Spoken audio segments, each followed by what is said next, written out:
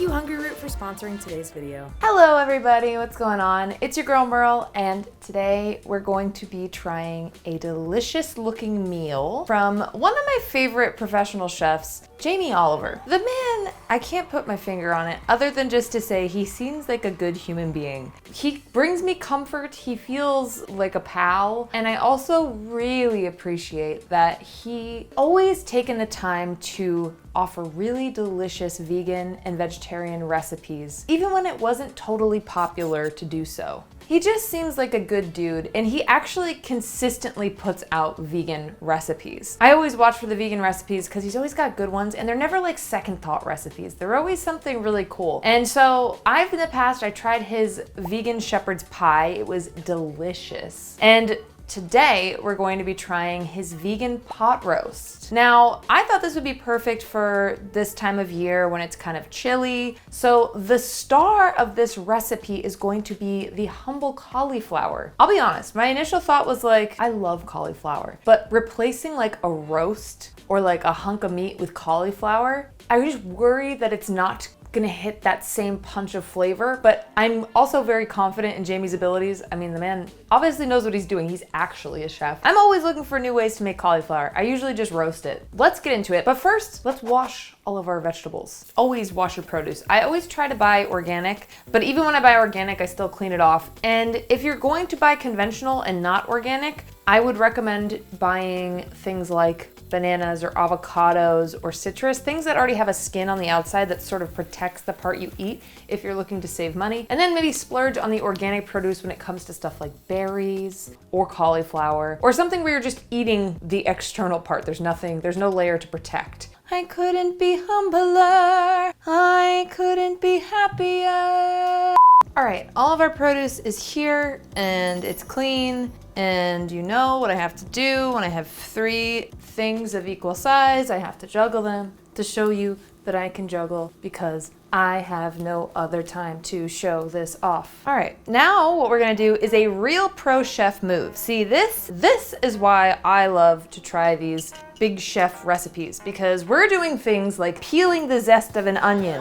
Of a lemon. Jesus, I need to watch more of these videos. Peeling the zest of a lemon. That's why I washed this lemon. So I'm actually really excited about this because also I hate zesting. It freaks me out. I hate cleaning up after it. I just don't like it. It feels like a risk. I just don't like it. Okay, whatever. It's my own thing. We're going to take a peeler here and we are very carefully going to peel our lemon like so. So we have these little strips like this. I've really been wanting to do some candied citrus peels, but we're not gonna do that right now. But I'm looking into ways to be more resourceful with my cooking scraps and just trying to be more sustainable in day-to-day life. Maybe I can make my own like healthy Sour Patch Kids. Anytime I work with lemons, I'm always like patting it all over myself. It smells so good. Once we've got this all peeled up, we're going to head over to the stove and I'm gonna pour a generous dollop of olive oil into my pan. We've got our peels. We're actually gonna put these directly into our pan with the olive oil. Something else that was particularly appealing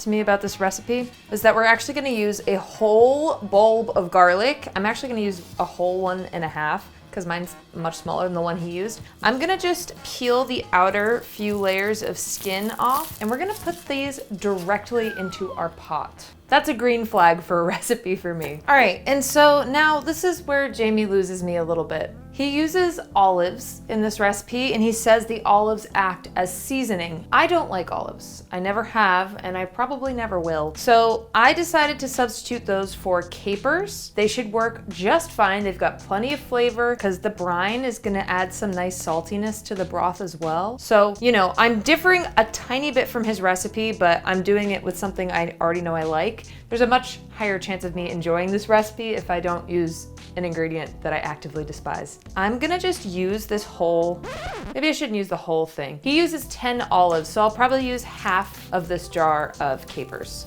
So I basically used all the brine, but half the capers. And I'm cool with that. I love caper brine. Like I said, that'll add a nice acidity and it'll add a nice acidity and saltiness to our roast. If you, like me, only find yourself using capers for like one recipe and then you're stuck with the rest of them and you don't know what to do with them. They're really good roasted. They get really crunchy. They're really great to top like tofu or rice or anything. And then we're gonna take some fresh oregano and we're gonna put that right into our pan as well. It smells so good. And we're just gonna take the oregano and slide our fingers down the stem to remove the leaves. This. Now we are going to grab a couple of red onions, if I could find them. We're going to quarter those onions and then we're going to sort of separate them. He said you're gonna pull them apart like petals and just place them right in the pan.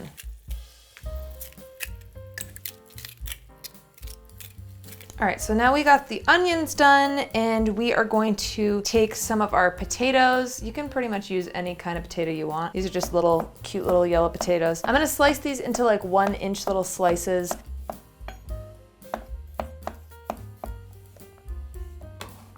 And then we've got about 10 tomatoes, Roma tomatoes, and I'm just gonna quarter these as well.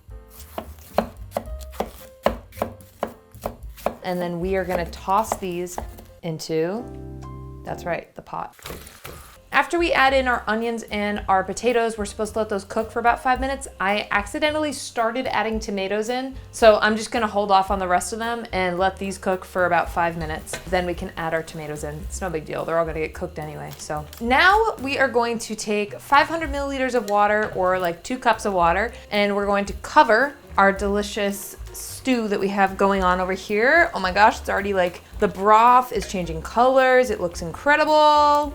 So, y'all, this recipe takes a little bit of time and preparation, which I'm happy to do for a good meal. But there are definitely days when I wouldn't have the time or the energy or even just the desire to put this much work into one meal. Which is why I am so grateful for the sponsor of today's video, Hungry Root. Hungry Root is the easiest way to eat healthy. They're like your personal shopper and nutritionist wrapped into one. Let's take a quick look at this week's haul. They take care of weekly meal planning and grocery shopping by recommending healthy groceries and delicious recipes tailored to your tastes, nutrition preferences, and health goals. As most of you know, I recently moved and I am struggling to balance all the things I need to do on top of actually unpacking and setting up my apartment. So Hungry Root has been more helpful than ever for me right now because I don't even have time to try to plan and then cook a meal 3 times a day. But even before I was moving, I loved using Hungry Root's services because I have discovered so many delicious new vegan brands. And frankly, they've taught me some really awesome new recipes that I have replicated because most of their recipes only take 15 minutes to make.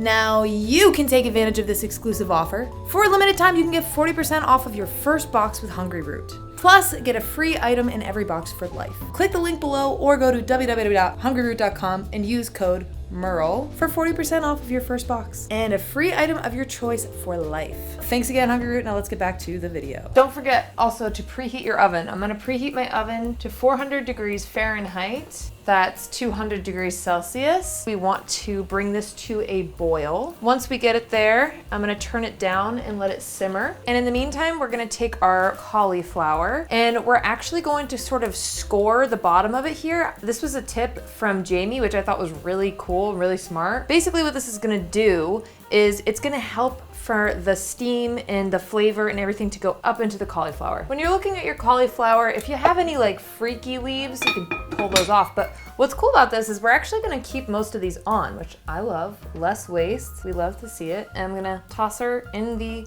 pot. Are you gonna fit? Yeah, let's go. Okay, now we're just going to drizzle this with about a tablespoon, maybe a little bit more, of olive oil. And then we're gonna cover it up and we're gonna let that cook in the oven for 1 hour. Really let the juices come together. Okay, good luck on your journey. Ow, that's hot.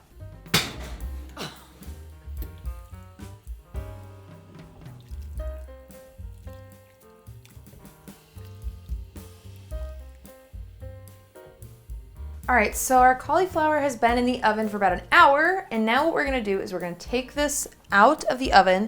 We're going to remove our cauliflower. I'm gonna put it in this bowl so it doesn't lose any of the juices.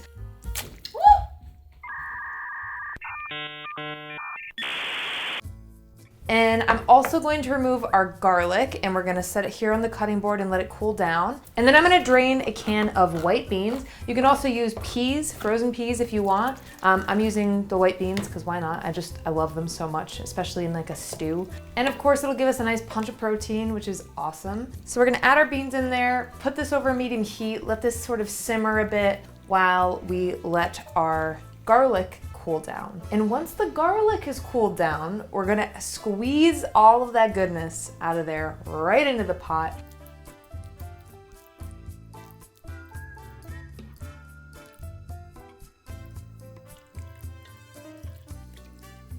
I'm gonna squeeze a little bit of lemon in there, add a teensy weensy bit more salt, and then I'm gonna serve it up. And that's when you can tweak it if you wanna add vinegar, you wanna add salt, you wanna add pepper, you wanna add red pepper flakes, whatever you wanna add in, that's the time. And then we're gonna serve it all up. We get to cut up our cauliflower and eat it all together. Okay, the time has come.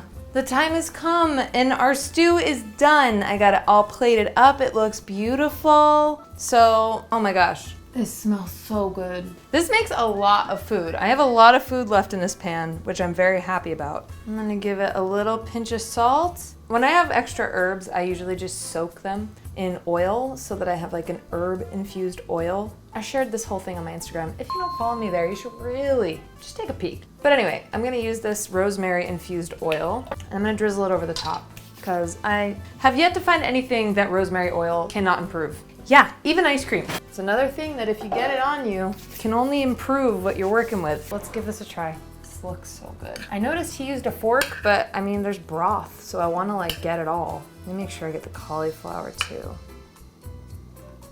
Wow.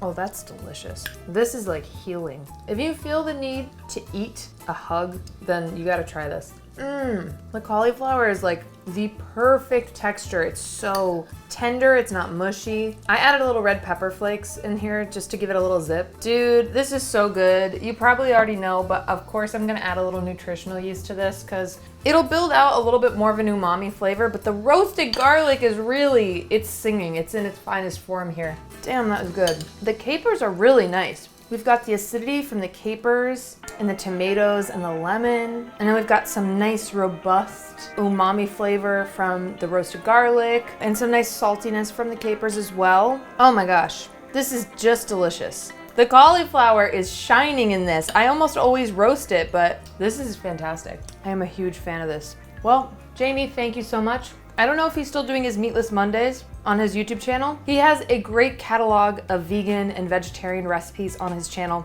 He's also just such a nice guy. This is like eating a hug. He's like watching a hug. Absolutely try this. Like the only thing that comes to mind, I would never really call this a pot roast just because I feel like people expect meat in a pot roast and like cauliflower is very different from meat. It is different and there's no way around it, but you can call it I would call it a cauliflower stew.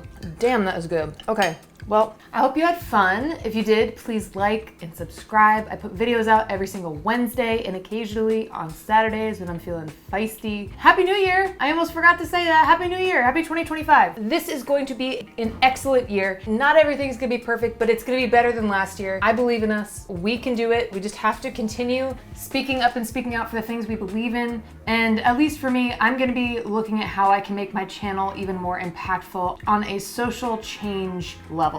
Whether it's leaning more into sustainability or talking more about, you know, how food gets to our plates and how we can be more conscientious and or sustainable in our food choices. I just really want to try to use my platform for as much good as possible. So please let me know what topics you'd like me to cover. I won't stop doing the food stuff. I know you guys love it. I love it too. It gives me stuff to eat as well. And it's fun and I learn a lot. So anyway, let me know if there are any issues in particular you'd like me to speak out on or talk about or incorporate into my videos. And yeah, I hope you have a beautiful rest of your day. I will catch you on the next one. Ciao for now. Bye. One Jordan to the Emerald City. You should go watch it. It made me feel really good inside. Test, test, test, test. Onto a kind of medium-high heat. All right, test, test, test, test, test, test, test. Oh my gosh, the sea!